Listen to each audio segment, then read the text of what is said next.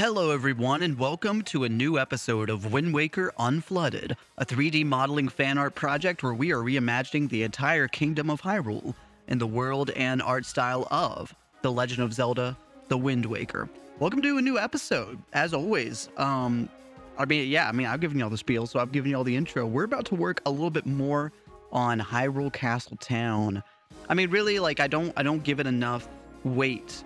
Like, the Hyrule Castle Town part of this project is, you know, it's a big undertaking. It's been one of the most important aspects of this project. This is the cultural center, you know, in telling the story of a Hyrule that is prospering again, you know, right before Ganon's return, as described in the prologue of the Wind Waker. Because that's what it is. If anyone doesn't know, the Wind Waker Unflooded project takes place, you know, as I'm modeling it, my perspective is that it takes place right before the flood. You know, there's room for debate because there's some structures that I leave in that some people think were created after the flood. And so there is some debate there, and we can kind of go back and forth on that. But yeah, I mean, that's my stance right now. But yeah, I mean, the castle town itself is kind of a big statement. What am I trying to say? Like, it plays a large part in that story of showing Hyrule's prosperity, you know, and helps tell that story right before the flood. So working on Castle Town has been a very important part of that, of this project, as far as that's concerned. So I want to handle it with care, and it's taken a lot of redesigning and, you know, figuring out the layout and try to be really intentional about it. I finally really like the shape of things right now that I've been figuring out in the past couple videos I've done on Castle Town, and it's taken time to get there, but I'm finally kind of like, I feel confident about the direction of it, and especially as I've added in the apartment buildings. You know, they weren't too hard to add in, but I think they added a lot of just like seeing the scale of that, and the shape, just kind of like, to me, that gave me a lot more confidence moving forward. And so today we are working on, filling in this one little block in the town with a couple of market buildings that are all kind of cohesive, going together, as a part of this kind of market block. There's like a kind of an alley that goes through the market that I'm working on. That's the only thing. I did a little work before I started recording, so I apologize. You know, I usually do all my work on screen, or at least most of it, but I did a little work before I recorded. I'm sorry. I'm sorry to admit to that, but yeah, I just kind of laid out the streets, figured out a little bit of the roof of the alleyway, and that's pretty much where we pick up in the video. So I just wanted to kind of give you all a heads up there. But yeah, I mean, we're just kind of figuring out the buildings, figuring out just kind of the shape of the buildings, the exteriors, a little bit of the interior. I'm not doing a whole lot on the interior, and usually I don't do interiors at all, but for Castle Town, it's such an important location. I felt like as a part of the storytelling, and because it's new, you know, this is a new take on Castle Town, right? This is my own take on Castle Town. I thought it made sense to kind of show the interiors of some of these locations, some of these buildings, even if I otherwise wouldn't be modeling interiors. And so we're doing some shops here, and you know, feel free to, like, you know, I don't really get into specifically what these shops are within the modeling of this video. So if you have ideas about kind of different shops you want to see, what you think they should sell, different ideas, maybe Beetle has a shop, you know, just kind of let me know your ideas. You know, I have a lot of ideas in my backpack for Castle Town, but I always appreciate hearing from y'all. I'll reiterate that. Longtime viewers know that.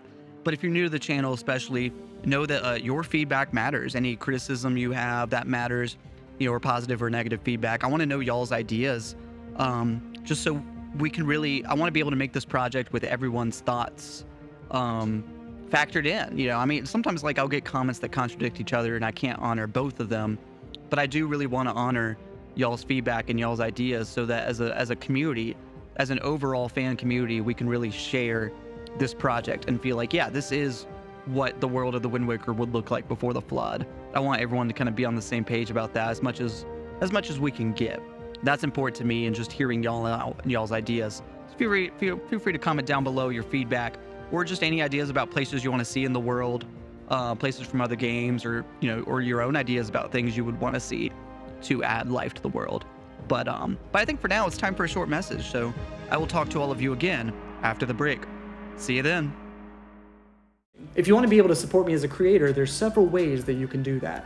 Become a member on Patreon. It gives you access to exclusive bonus features and early access content in all of my filmmaking projects. Stuff like early access to scripts that I'm writing, storyboards, previs, rough cuts, and music that I compose. I'm a composer, and any music that you've heard in the background of this video was my music. So go to Spotify or Apple Music or wherever you listen to music and type in Joe Kendrick. That's JoeKendrick. Look up Joe Kendrick on Spotify. And we're back. Hello, everyone. Welcome back to another behind the scenes Wind Waker Unflooded episode today. So as you can see, we're figuring out just kind of the exterior of these market buildings, kind of figuring out the shape of things and figuring out the interiors. We're all kind of moving towards that as well. I don't know. I like these buildings. You know, something about this build though that I'm like still not sure about, and I think it does kind of make it look a little awkward, is that, I mean, nothing's built on a grid here. I was following the shape of the roads, and then from that I kind of like created this, you know, I mean, like the building has a kind of curve to it. Nothing is straight or aligned. You know, the ground isn't flat. Everything is tilted and crooked, and so it doesn't seem very what am I trying to say? Like it doesn't, like, and like there are other buildings I've built, like the Opera House, that's a lot more like square, or the museum, right? It's consistently square. But this building just kind of follows the road. And I think that that's helpful. I think like I need buildings like that, right? They can kind of conform to the shape of the block, you know, and there's a little more freedom there. And I like that. But I guess I worry about, does it feel too, does not feel like sturdy enough? So I don't know. Like once I finish the building, and especially the whole block, maybe I'll feel differently. But right now, that's something I wasn't exactly sure how it would land, right? Whether you would look at it and you go, oh, everything's just a bit too curvy, right? It's like it doesn't feel, like as a structure, it doesn't feel supported enough. But that's also like, that's just part of looking at it from like a bird's eye view. The shape looks differently than how it looks up close. You get up close, and I feel like everything does look a bit more rigid and you know, like a more stable building, right? And as it follows the shape of the road, it just feels like a natural curve as you get up close to the model. I don't know. I mean, it's just like, it is a different perspective. And I realize that sometimes, that like, as I'm modeling, you know, I need to kind of stay in tune with the idea of what would it look like up close and far away, because I want it to look good from both angles, you know. I want it to be something you can kind of peer down at, and something you can kind of get real close to in some of these renders and it feel right. But there are some things that just fundamentally, it's like within my own experience of being in the city and, you know, going to shops, you might not have, the angles just might not look right until you get up close. And that might just be how it goes with some of these buildings. I don't know. These are all things that I think about as I'm modeling. You know, it's just, it takes these different perspectives, and that's just part of being an artist, I guess. I don't know. I'm just kind of rambling, but I feel like y'all know what I'm saying, especially artists. And even if you've just been watching the project, I'm sure you can kind of see that usually I'm modeling from a pretty outside perspective. You know, like I'm pretty far back from the model as I'm working on it a lot of the time. And I keep two perspectives, and that's for y'all, just in case y'all, I haven't said that in a while. If you've been watching these time-lapse videos and you see that usually I have two viewports open, and there's one on the left where I'm kind of jumping around a lot, and then there's a viewport on the right that's a little more consistent, usually providing like an overall view of the model. That's for y'all's benefit, just so like through a time lapse I can speed through the video and there's something to watch that's a little more consistent, you know, at least that right side of the right side viewport, just so you have a more consistent angle that's not just like jumping around and flashing between different perspectives really quickly, like the left side is, which is just a nature of speeding up video. And, you know, I mean, I do this for y'all. So I just wanted y'all to know that that's for y'all's visual consistency. And it does help me as well. Like as I'm modeling, like I said, like to be able to, you know, I may be working up close on one side, but I can continuously check it with a further out view on the right. And so that, I mean, that's helpful for me, and I hope that's helpful for y'all, just to have that constant reference of yeah, and just so it's not, you know, it's not like flickery all the time, right? And the angle may change throughout a video, and I may kind of go from one angle to another, as I need to reference different things and as I work on different parts of the model.